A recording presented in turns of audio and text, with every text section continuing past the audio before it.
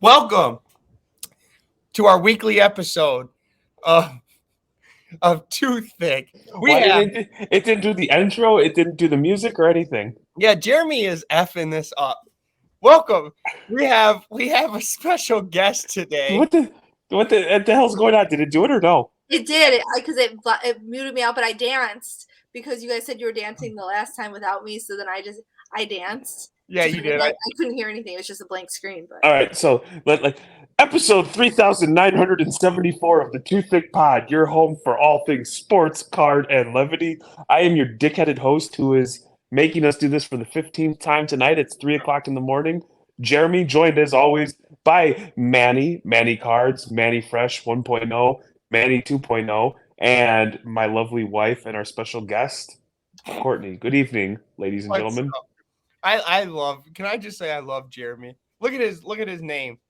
Shame Diamond Hilton Internet. So, background story is we were in like a 40-minute episode and Jeremy lost his internet, so we have to re-record. But now he looks crystal clear. 30 minutes in. Don't be exaggerating. It was well over 40 minutes. I will own the L. I will own the L, and I promise you Hilton is going to be sick of me by the end of this week because I have gone after these motherfuckers over the last week. Well, the first 15 minutes was just us bullshitting before we started recording. We were at like the 30-minute mark when you turned it off. Yeah, it was fun. I enjoy it. Well, now we have some practice. It was like a practice episode.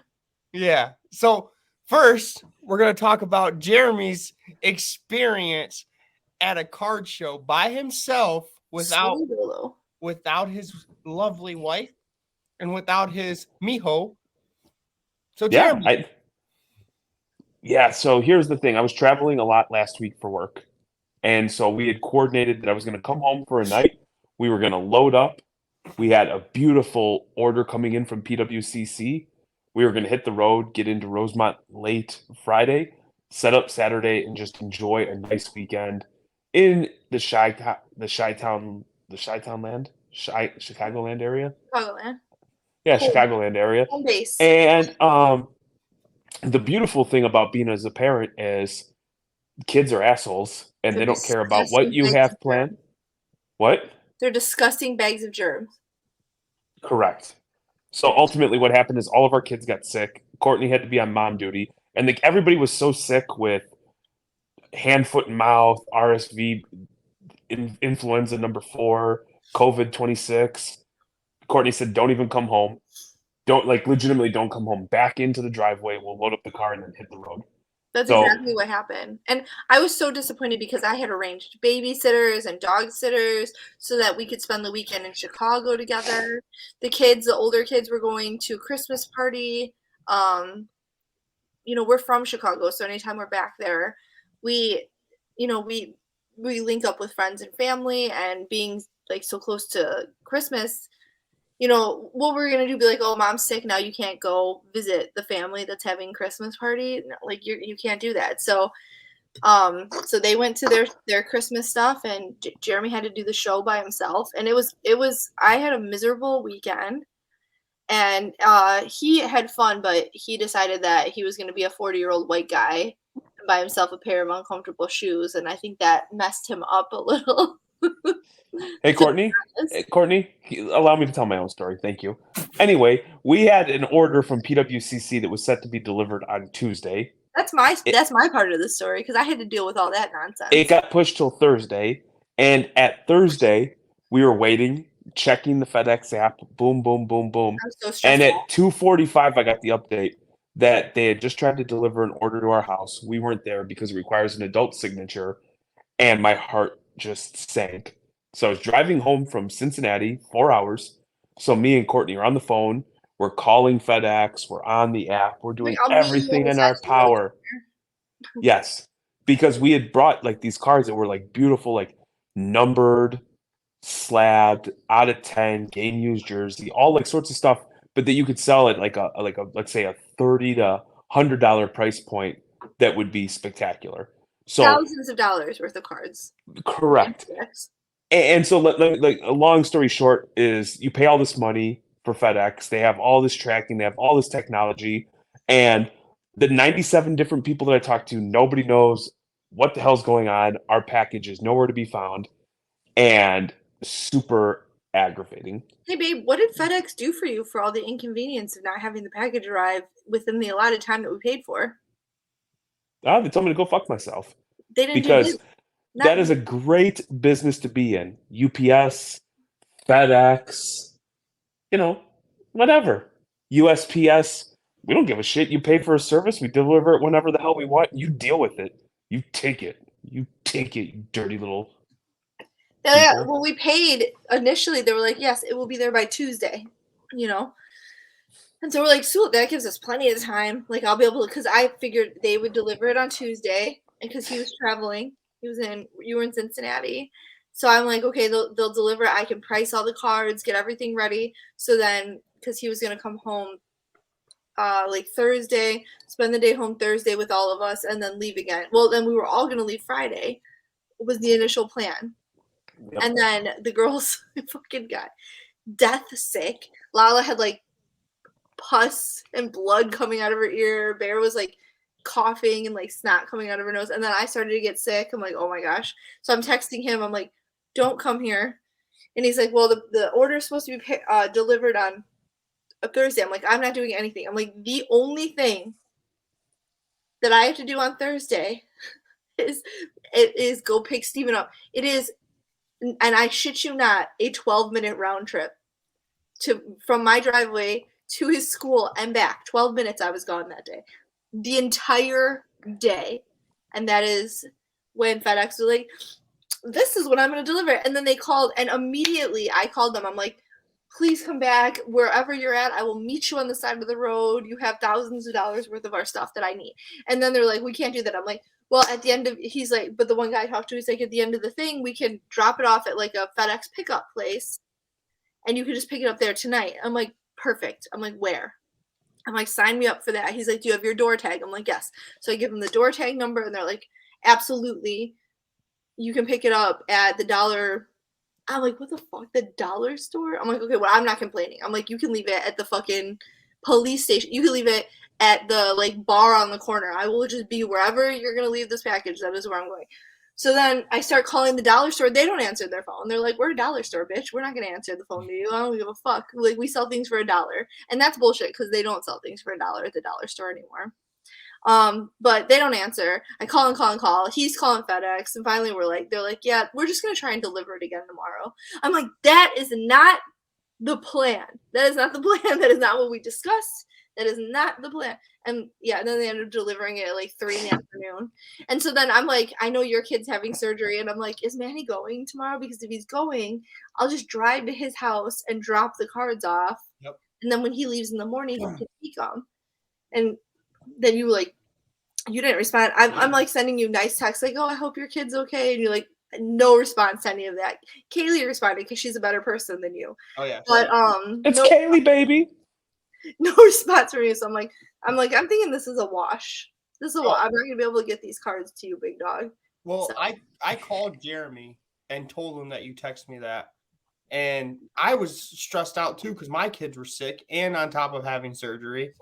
And Jeremy, we kind of talked about this. Jeremy is living it like a king in a hotel, not getting sick.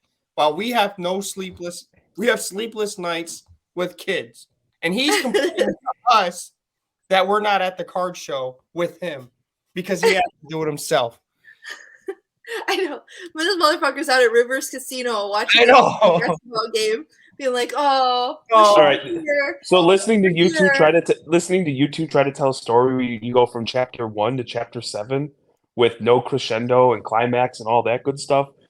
Brutal. Allow me to take over. Oh, God. So anyway, we'll because my son doesn't know how to sell cards, and because he can't make a decision, we decide that we're going to meet up on our way out to Rosemont at 11 o'clock at night in, what was it, Jackson, Michigan, or wherever the hell it was. So we meet Mr. Manuel. And to Manny's credit, when he pulls up, he's got Stitches playing. I Put That Brick in Your Face. Let's go. Windows down, and I just raged. I had a one-man mosh pit. Mhm. Yes, I had a one-man mosh pit at 11 o'clock in the car. The kids looked at me like I was out of my damn mind, but like, and then I improvised. I even put a little cocaine bear in there. Listen, right? Our kids, you can say whatever you want. Our kids fucking know who Stitches is. Don't try to act like you're a good parent, and they've never heard Stitches before. No, our kids will know lyrical talent. Like when you go to Mount Rushmore of Fucking lyricists, mastery. you've got Tupac Shakur, the Notorious B.I.G., Stitches, and Nas. I think that's fair. Jesus. You should have saw Amelia looking at Jeremy when he's singing this song. Which is adoration because she loves him. Yeah, Amelia thinks I am so damn fresh. Now the boy probably thinks I'm a complete asshole. I will concede that point, but Amelia's like, yeah, that's my dad. He's cool. So anyway, we pick up your cards, right? I go out of my way. I'm already painting like a very watered down version of what I'm dealing with. And we didn't even and if you don't even know the kind of personality I am, if things aren't planned appropriately, like I rise above always. But man, it gives me such fucking anxiety, and I feel like the show is going to be a complete and total failure because this is a card show.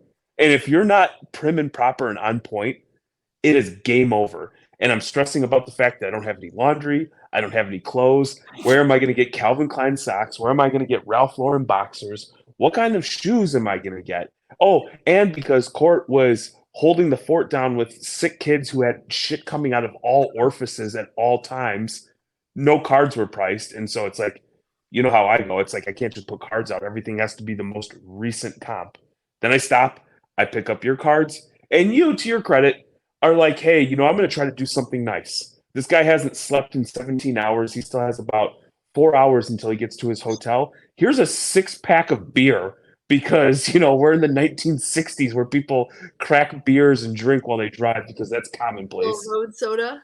Amelia's not 16, right? She's not 16 with her driver's license, huh? Yes, she is. There you go. You can't drive with a 16-year-old open intoxicants, Manuel. What the fuck? Just imagine that. Listening to Stitches, and Jeremy's just... They're like blasting cocaine music, and Amelia's like driving while Jeremy's just like pounding beers. I mean, we're not like the best parents, but we're not that bad of parents. I know. And in court, he was like, I have something for you. It's a gift. I think you'll like it. And I got excited because I'm like, damn, maybe, I assumed it was coffee of some sort. I'm like, cool, something's open. He got me a coffee. And he's like, here's a 6-pack. You're too picky to buy anything for except your beer that you like.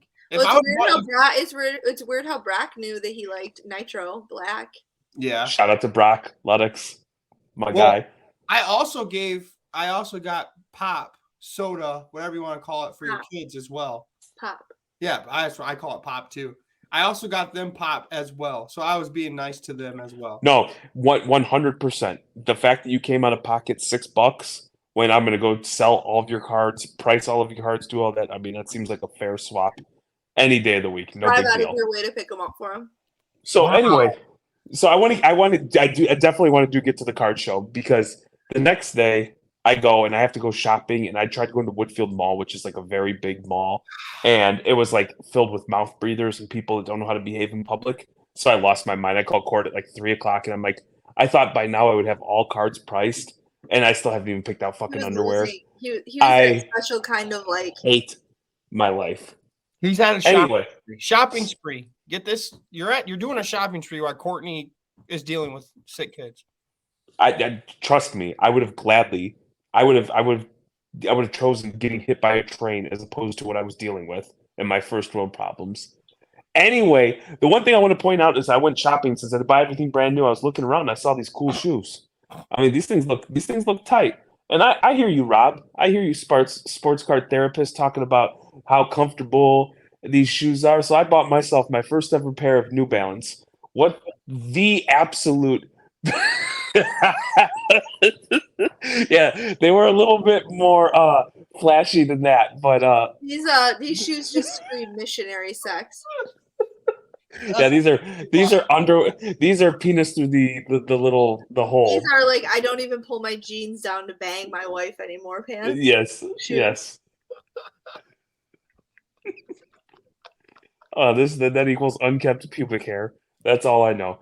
Anyway, I get these things, dude, and I'm like, yeah, man, these things look dope, man. I can rock with these. It's a new chapter of my life. We've got the Nikes, we've got this, and I got my first pair of New Balance. These are dope. So I have a rule at shows, and it's man, you know what the rule is. Yeah. Don't sit or you're getting slapped. Yeah. Like and ask Court, like damn kids, you want to sit? Go somewhere else. You know what I mean? Get the hell out of here. So I was stressing about only for sure.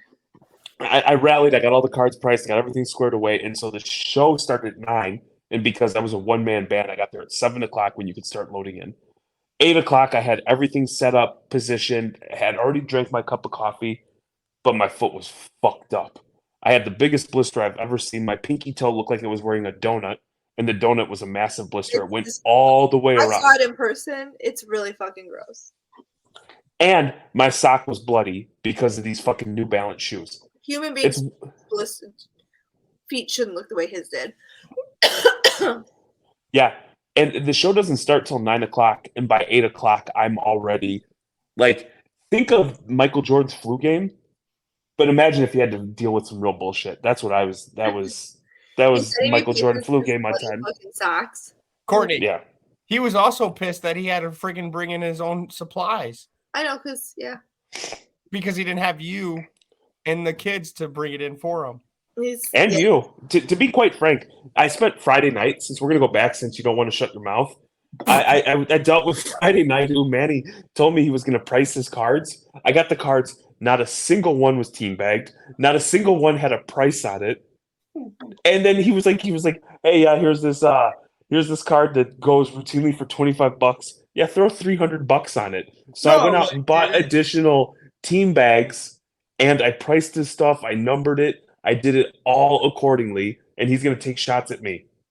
I love you. You got a big heart. I told you. And then Friday night, I was berated with Court while I'm pricing cards. Every 6 minutes, it would be like, oh, I wish I could go to a card show. Oh, man, I'm so bummed I can't go to the show. Oh, I wish. Tell him to fucking go. Oh, I wish I could drink beer and sell cards. Oh, I want to go to the Bulls-Mavs game. Oh, like I had like 15 of those messages, and I was like, you're a grown-ass man. Why don't you come to the card show? He's like, I got response. Oh, I don't know. Oh, I don't know. I got kids that were sick and just had surgery, dick. So Lala just had surgery. I have twice as many kids as you. I also didn't have clothes, and me and Court still managed to get it done. Checkmate, bitch. In fairness, sports cards are probably not quite as important to Kaylee as they are to me. So, Kaylee's great people, man. And I'm also gonna say, their kids are significantly younger than our oldest ones, so they're going through all this like shit. It seems like the end of the world. If they had like 2 more children that were like younger, like Kai and Lala, they have the benefit of like mom and dad have been through it, so we're like, yeah, you're fucking fine. Suck it up. Yeah, we're a mess. When the kids, it's like the first you're going through everything for the first time. Yeah. But when it's the first time you're going through it, it seems like the end of the world. Yeah, although I have to say the tubes were a nightmare for us at our house. Lala has had the worst experience with the tubes. It's been terrible. Mia got what is it called? The anoids taken out. Adenoids. Yeah, so she's not like properly eating because I think it's this like the sores are bumping. Yeah. Lala didn't need her adenoids out. Her adenoids are fine. Apparently she's got giant nose sacs that I don't know fucked up. I just picture like big balls inside of her, like just nose. The doctor's like, oh yes, her sacs are large. I'm like, what? First of all, she doesn't have a single sack, let alone 2 big sacks. Look. She's just like her dad. My 3-year-old daughter's got a bigger sack than you, according to her ENT. Yeah. So anyway, we get to the show, and then in all fairness, Brock did bring me a coffee, which was much appreciated. But here's the problem. I drink a substantial amount of water and coffee, and for some reason they asked us if we would take another table. So I'm already stressed out because I'm trying to do buying selling, trading, and manage 2 tables. The show is 1 hour from start time. My foot's busted open, and I have to pee. All I can think about is like this is because Jeremy is the person that he is. Because how many times you see like these like 90-year-old men sitting at a table not giving 0 fucks and having like 22 tables full of shit that they are not even being mindful of, and they're just like, yes, that card I priced it on my Beckett book, and that's the cost of it. And Jeremy's like fucking stressed to the max for having 2 tables when he was anticipating 1 table, and he like can't pee because someone might steal something, and that's like the anxiety from like watching people steal shit at shows, and you see it happen all the time, and then you get stressed out when you're doing it by yourself. It makes me laugh. You see these old heads that like do these shows all the time, and they have like they legitimately have like 8 tables. It's like one old man with like chip crusts on his shirt and like fucking boogers hanging out of his nose, and he's wearing like jeans up to his man titties, and he's just like so chill. He does not give a zero fucks are being given, and Jeremy is like having like the worst day ever. So it makes me laugh. Like I just feel like that's like our generation thing, and I think it's hilarious. I had to say that because it rings very much like with our like who we are as people and who I know my husband to be. And I was at home with like knee deep in like mucus and like pus leaking out of Lala's ears, and I felt so bad for him because I know how particular he is as a person, and I knew that he was very stressed out, and I adore him, so I worried about him. Yeah. So here's the thing, Manny. Like a lot of people treat like a card show as like a fun time, which when it's with Court, it's like sex. When it's with Court, it's great. When it's by myself, not as much fun. No, I know exactly how it is because the morning of the Ship Shawana show, Jeremy was a different person. He was like, grab your things. We got to go. We got to set up. We got to do this. We got to do that. Like, I could see, I know how it is. He's so business in particular when we're doing the shows. And it's very much like all of us, he clearly, he cares about us, but not at the shows. He's like, fuck you, fuck your feelings, fuck your feet, fuck your bladder, fuck your hunger stomach. Stand up, smile, be polite. Everybody else here matters more than you. And then once the show's over, he's like, did you have a good time? And you're like, no, man, I'm fucking tired. I haven't peed in 3 hours and I'm hungry. I'm starving after the show with you. And Manny's not used to that. The first couple shows he did with us, I feel like I'm like, this motherfucker's never coming back again. Yeah, Manny's like, I don't want to be friends with you people. You guys are crazy. No, I appreciate it. It's like friggin' military boot camp at Reckless booth.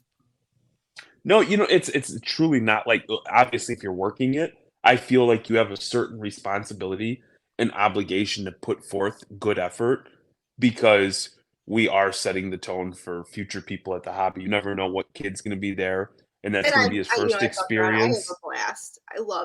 I love shows. I couldn't even imagine just sitting there and being like and sulking because I want to be up. I want to be moving around. I want to be engaging with people. That's that's like the whole point of it. I have a blast at the actual show. It's just making sure everything's set up, everything's prepared, and everything is on point. And also it's because that's just like who we are or who I am. And then Courtney by default has to rock with me. It's like we get invited to shows. And I think a large part of that is because of the way we conduct ourselves. You know what I mean? Everybody knows that if you come up to us, we're willing to buy. We're easy to negotiate with. We'll give you deals. And who doesn't want that at a show? I wish there was more people that took it as serious as we do. This show started at 9 o'clock. There was people who showed up at 9 o'clock just to start loading in. That to me is not cool. It's not fair to the people who are taking time out of their schedule.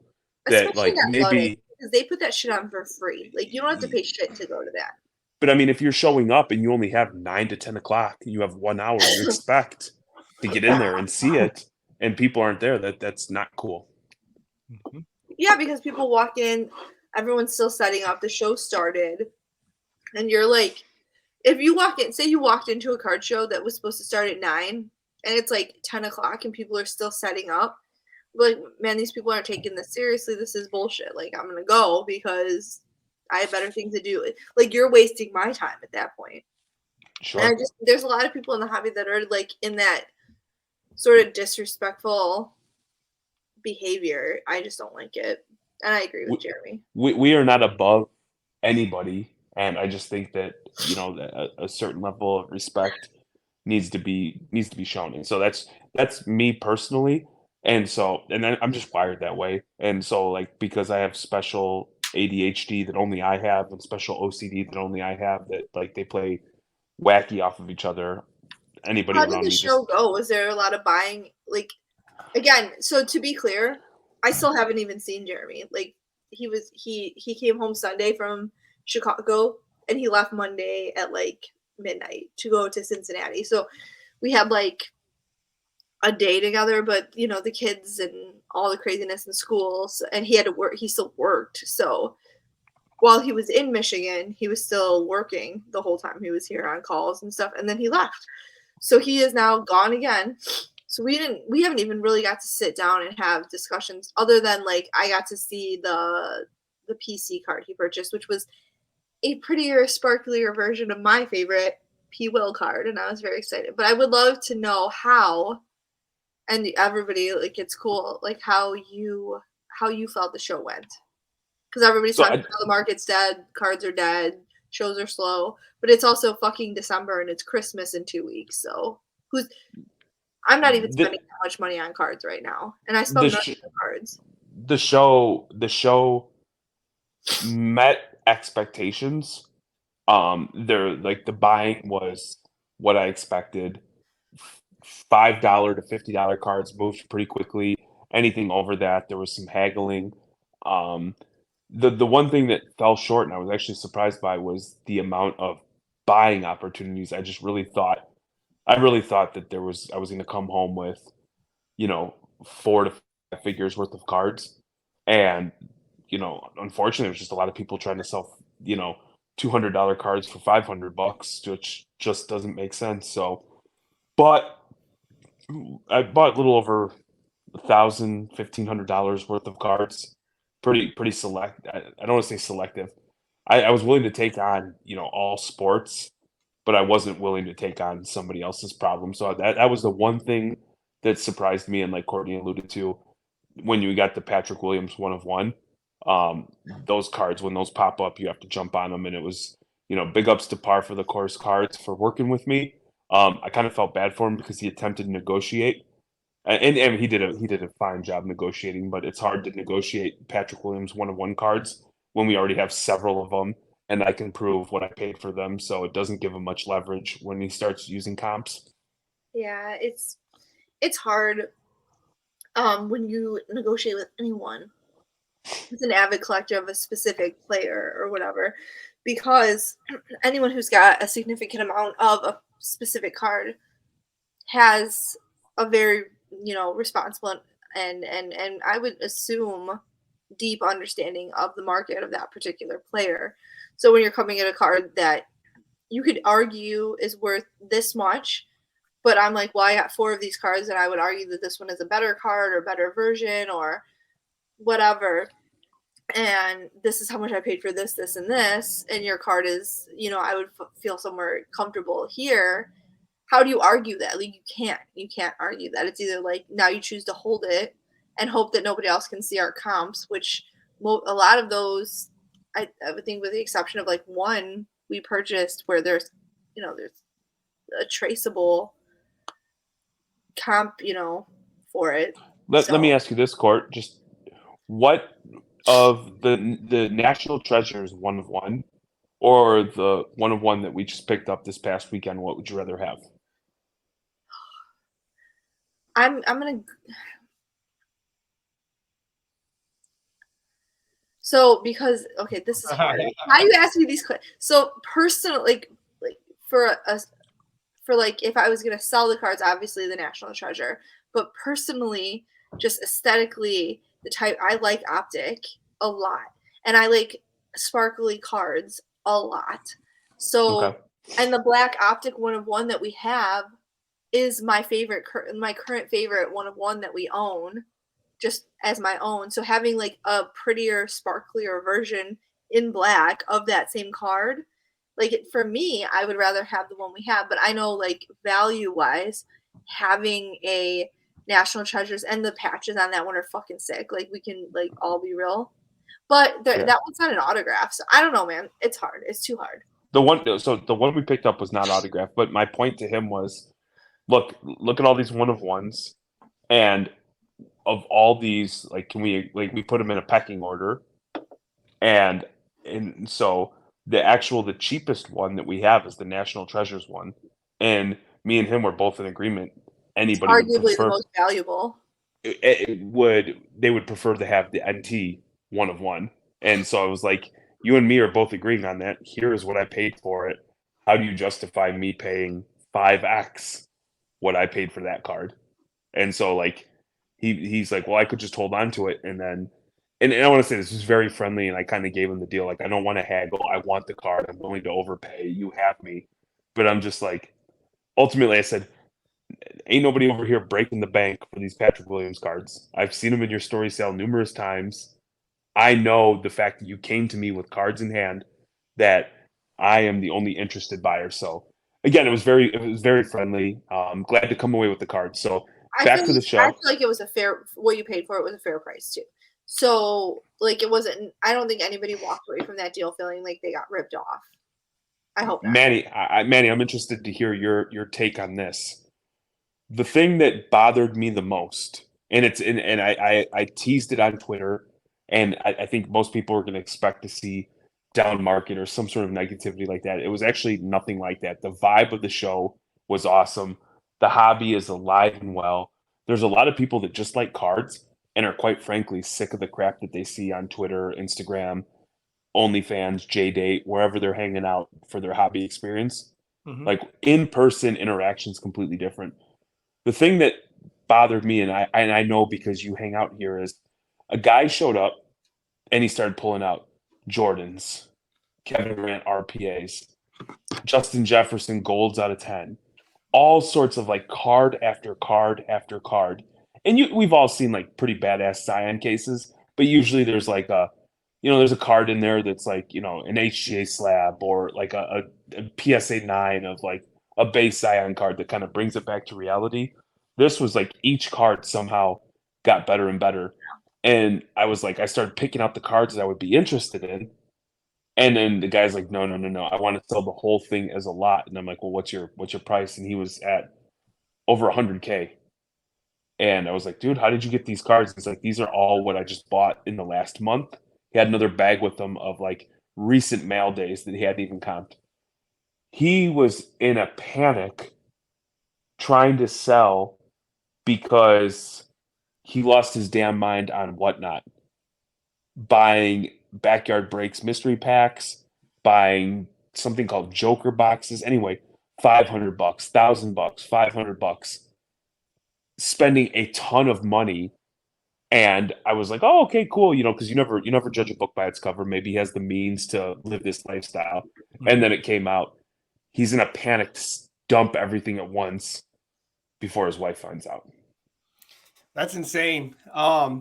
Whatnot's a bitch, and it will get you easily. It's a gambling site. It's gambling and it's ego, because you have two Oh, yeah. like you have two people with like that like have decided to have a pissing contest, and all of a sudden, you're bidding something up and you're fighting with someone over.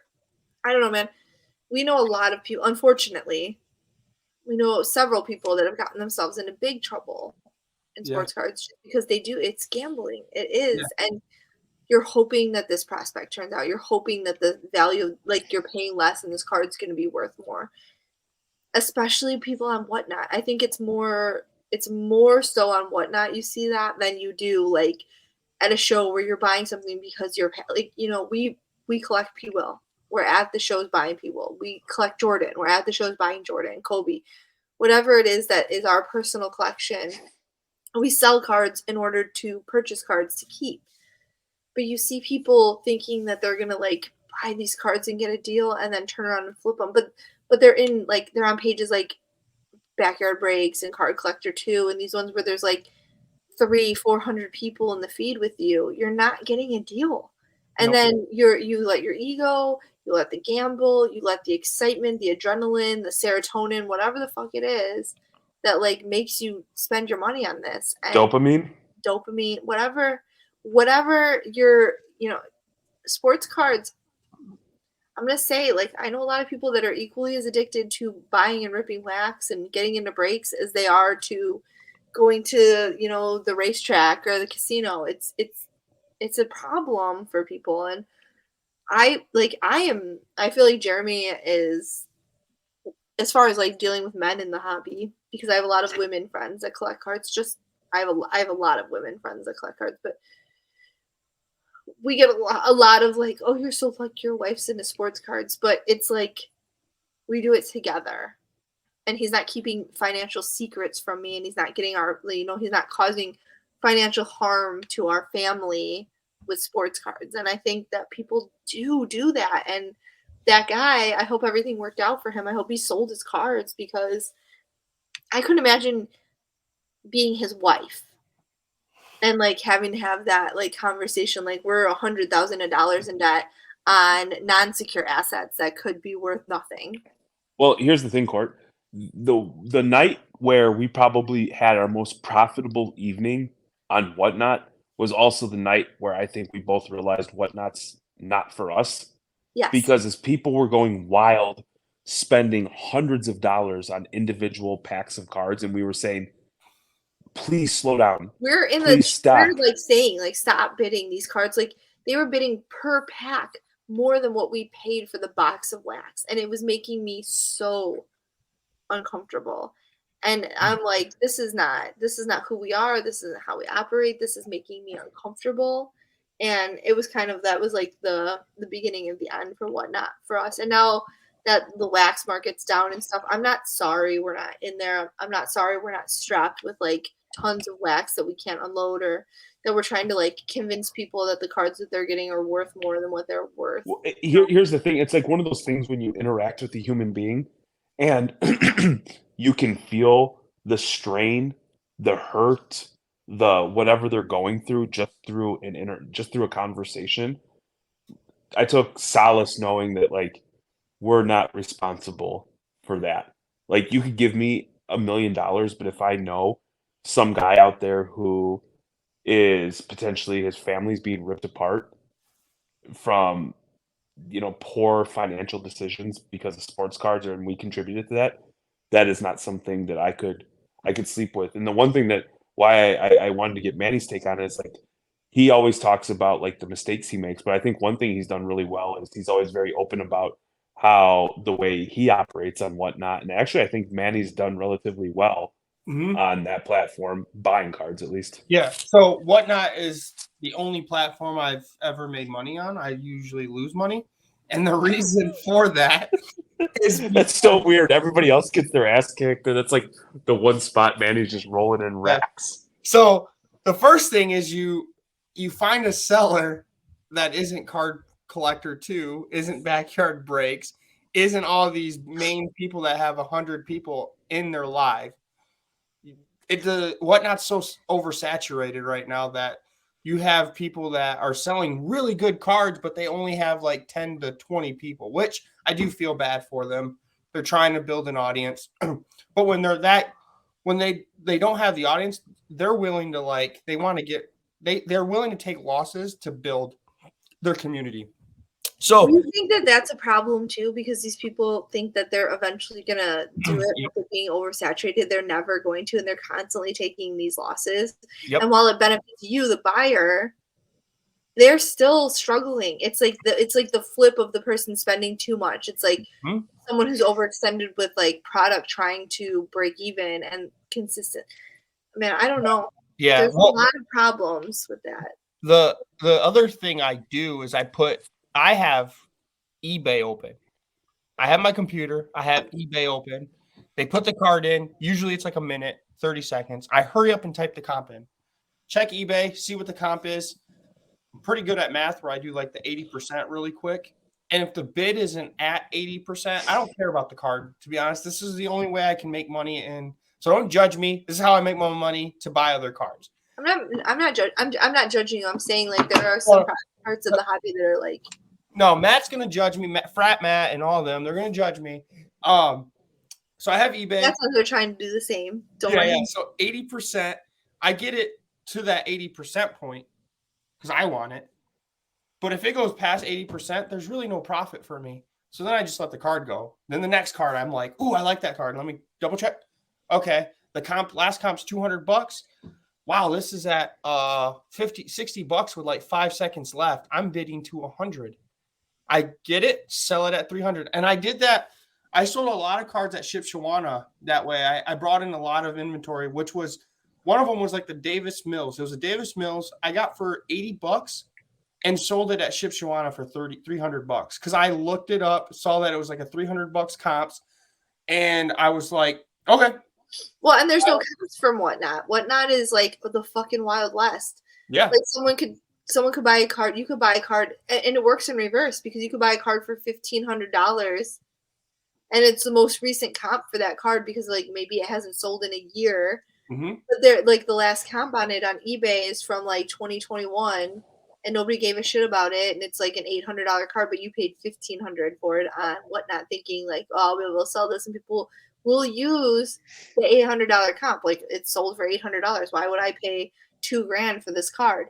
And that's the thing is it's, it is, you have to be careful. And I feel like that's the thing. You had another thing about the show that you wanted, or about shows and vending, being a vendor and stuff that you wanted. Yeah. I wanted one thing I think it's important, and it's because I've made this mistake. Courtney's made this mistake, and I'm sure you've made this mistake, Manny. I never make mistakes. That is true. Well, I mean, let's be honest. If we're gonna be real, be real. You did that one time just to see what it felt like. Yeah, but it wasn't about cards. Okay. So what you have to do, like though, in a high pressure situation like that where you're up against the time, is just make sure you vet the comps that you're looking at. So often you'll see like a card that's like routinely $35 on bids, 33, 31, 37, 39, and then there's that one outlier that was like buy it now for $150. Like me and Courtney sold a LaMelo Ball base rookie for $600. Like we had it up kind of just like haha, and somebody actually smashed that bin and we sold it. So if you're going to play the Manny game, just be mindful that you're looking at the comps and there's a couple of them that validate your price point that you're going at. Yeah. Well, make sure that was my third point is make sure they're liquid cards. Like because like Courtney said, if they're non-liquid, the prices can change drastically if the sale was like in 2021. So I look like, for example, Davis Mills Prism. It was a purple shock. No, it was called purple. I don't even know what it was called, but it was a liquid card and it had like 10 sales recently at that 300 mark. So I was like, I felt comfortable at that point. So that would be my other one. Make sure they're liquid. Don't go into big like card collector streams where they have like 100 to 200 people because they're going to bid it up. And lastly, have eBay open, checking comps. Because another thing is Whatnot no one really tracks, like Courtney said, Whatnot's comps. So you kind of have an advantage as a buyer because you see comps. Bingo. So, and then I guess on that note, I want to bring up, because you guys are both heavy into the dealer side at card shows. This was brought up. I saw it on Twitter. Card Porn posted it. Let me read it. Only vendors that have paid for tables at today's show may sell items at today's show. Collectors may sell items to the vendors that have paid for tables at today's show, but may not sell items to others, collectors inside this building. How do you guys feel being, Reckless Cards, being the dealer? How do you feel about this? Do you care? I think it's dumb. I personally think who's policing this?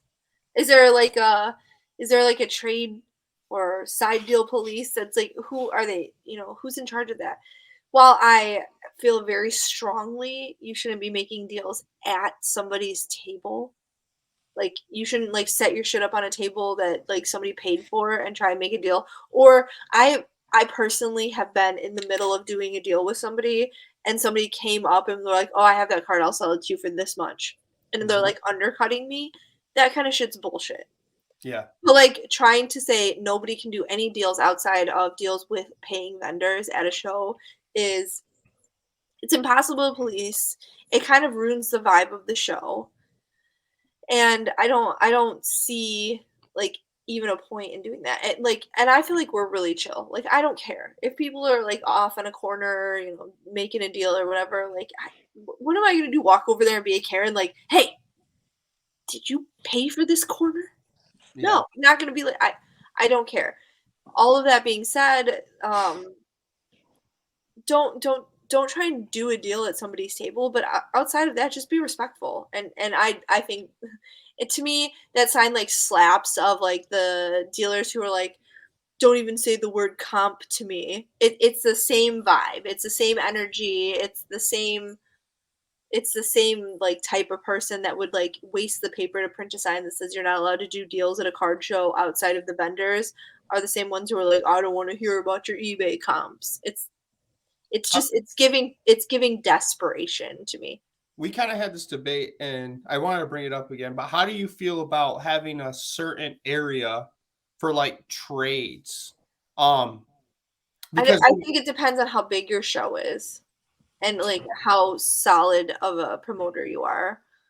Because I feel like there's two sides to it. While I think trading is an invaluable part of the hobby, I also think if you're going to charge people for a table and then also have a spot where people can set up their cards at a table for free and trade and sell and whatever, you're devaluing the tables that people paid for. Because as a dealer, you know, when we set up, we pay strong. We pay like a lot of times 70, 80% of comps depending on, you know, the card. And if you have people setting up for free who didn't have to pay for a spot, didn't have, you know, there's no overhead for them. They don't have to stay at their table. They can wander around. They can take you're sort of devaluing the table itself. If you want to have a trade night, have a trade night. If you want to have a show, have a show. But that's just my personal opinion. Again, I feel confident in I enjoy shows regardless. And if there was a trade space available, it wouldn't bother me, but I can see how eventually, as for the promoter, the people like doing the show, they're gonna lose people wanting to pay for tables if they can set up to do trades for free. Why would you? Why would you pay for a table? I would say if they're gonna police something, maybe at the trade area, not have your cards laid out, but it's like more of a communication where we're sitting down talking. Have you been to a trade night before? Yeah.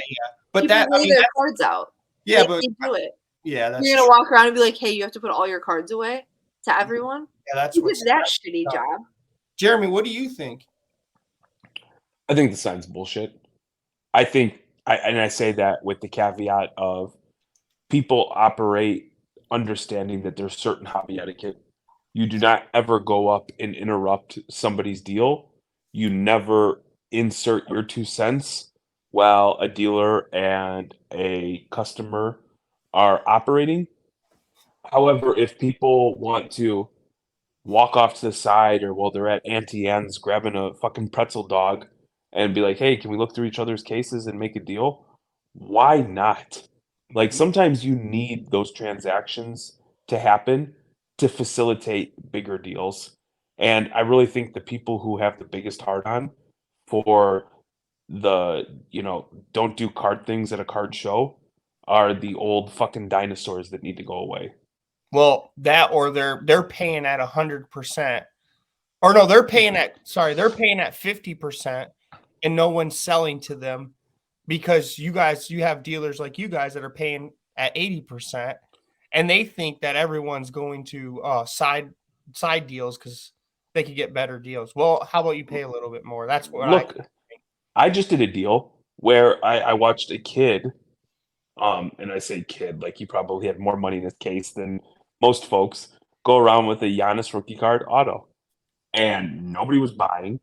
The kid desperately wanted to get rid of it. He was a football guy, and we talked about this.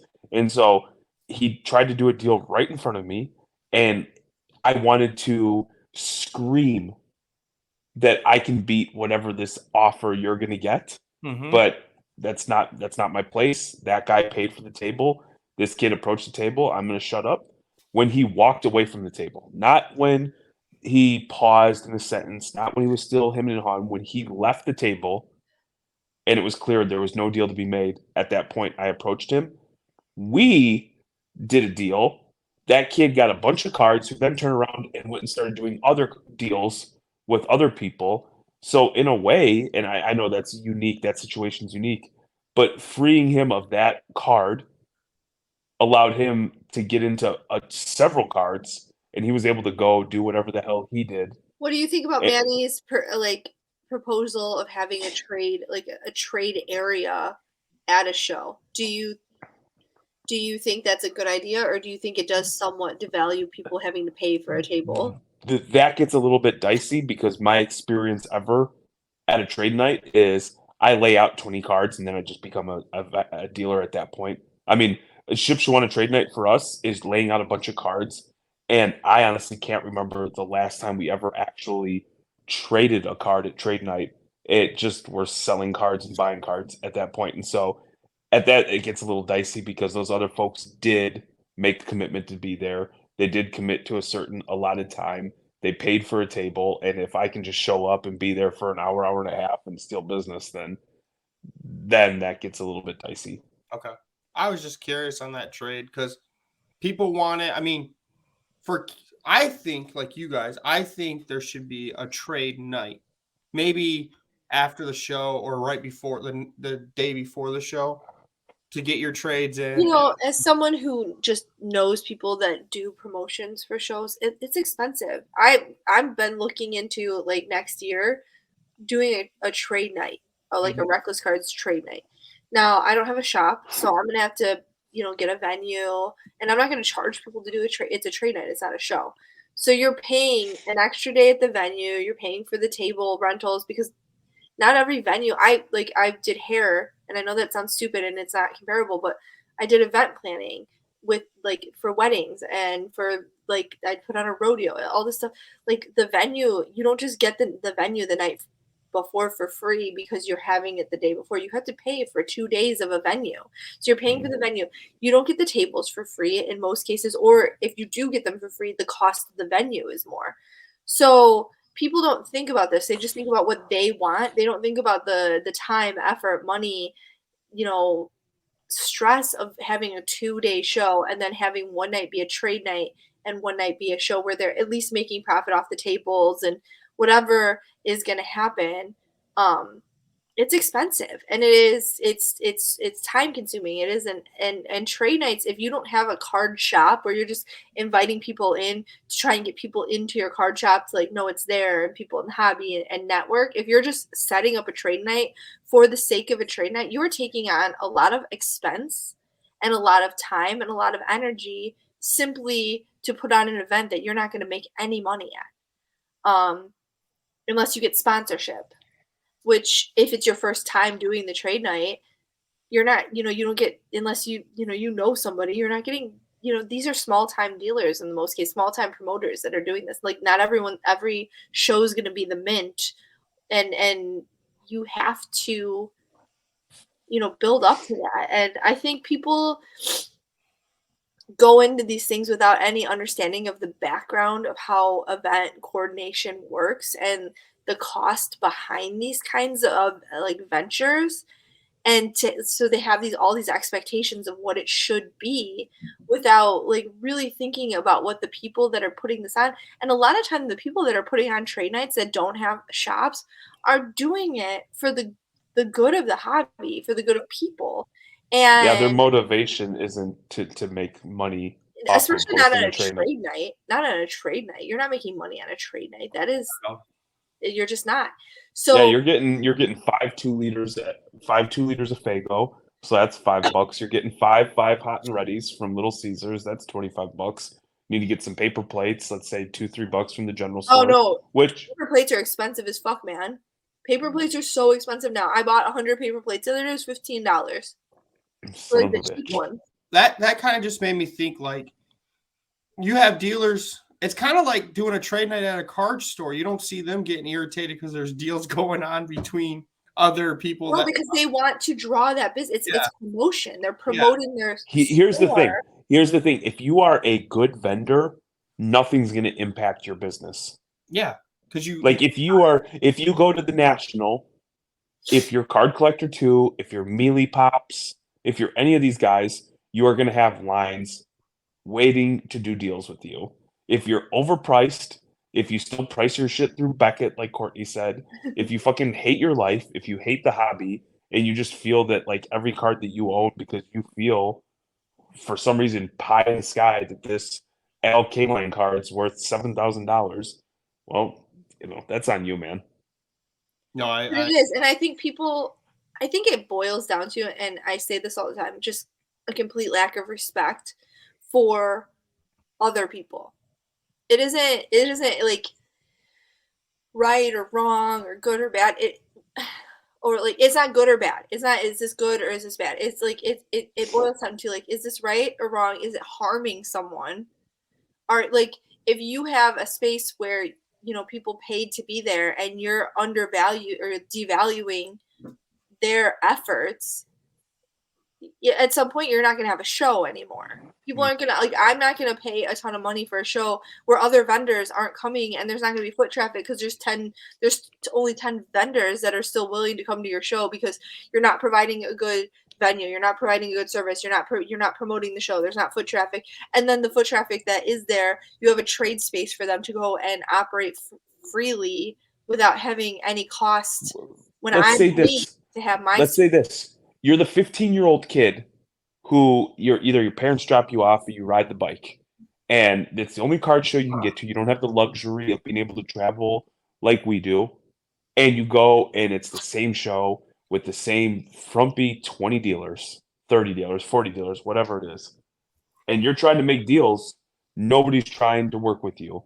Wouldn't it behoove everybody to have other people, other kids? Because I would imagine a 15-year-old kid's more inclined to do a deal with a 15-year-old kid as opposed to a 73-year-old, 400-pound comic book guy, Simpsons caricature.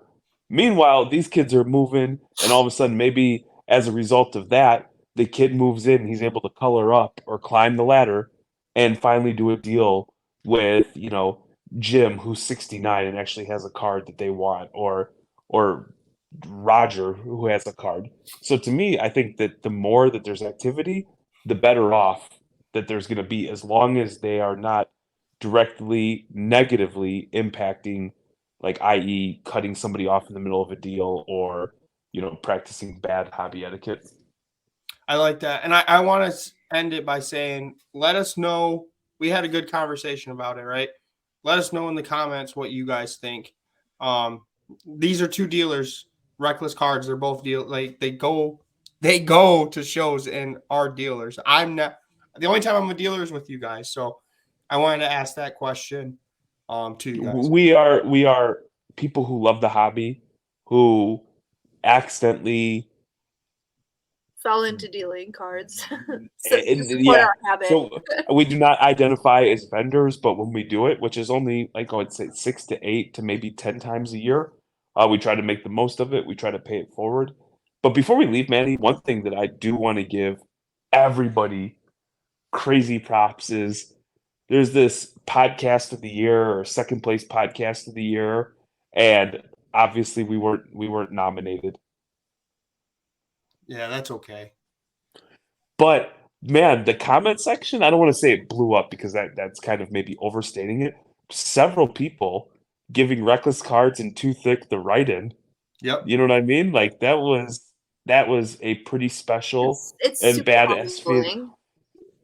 I wasn't anticipating hearing anything for Reckless Cards because we're not like super podcasters. We do the Hobby Night School and we do post that up as podcasts, but I think Too Thicc is something special, and I'm super excited that other people clearly do as well. And I mean, we started halfway through the year, so I'm actually really excited that people enjoy it and go out of their way to like our stuff or like comment that. It makes me feel special, to be honest with you. I'm hoping that you guys realize that Jeremy and I, we kind of grew a bit like a bond together. We're like two peas in a pod, right, Jeremy? I'd rub your feet if they. I would say you guys are closer to like two flowers in a garden than peas in a pod because you're very different. Yeah, that's true. You're like a daisy. I'm a sunflower. But I would rub your feet if it came to it. So I just want to point that out there for you. I can't tell if that was like there was a joke in there or you just listed two random flowers. Two random flowers. I have no idea. Okay. I figured as much. Those are the only two he could think of. Yep. So my computer's about to die. I wanted to like I'm gonna end my little bit just telling you guys that I'm super proud of you. I'm super proud of this podcast. I think you guys are like crushing. And every week that I listen, because you know, I only jump on here occasionally. I like it keeps getting better and better, and I genuinely enjoy the content that you guys are putting out. So thank you, Court. You're fishing for compliments. Everybody knows without you, these things don't even get posted. Me and Manny record it, and then it just sits on the computer.